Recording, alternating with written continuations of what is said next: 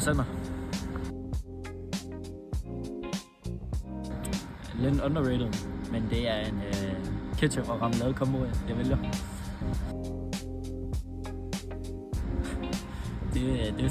Det må sgu være en chorizo-pølse, jeg går med. Det må være Bilka. Jeg bor nemlig oppe ved siden af Bilka, så den har jeg prøvet mange gange nu. Det må være bræen. Det skal være rigtig sprødt, rigtig brun og lækkert. Nej, så får man mere for prisen. Max 3. Selvfølgelig, jeg vil have fransk all day.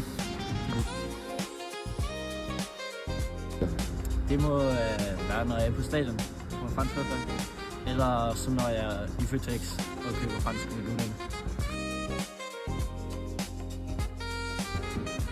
Den skal selvfølgelig nydes.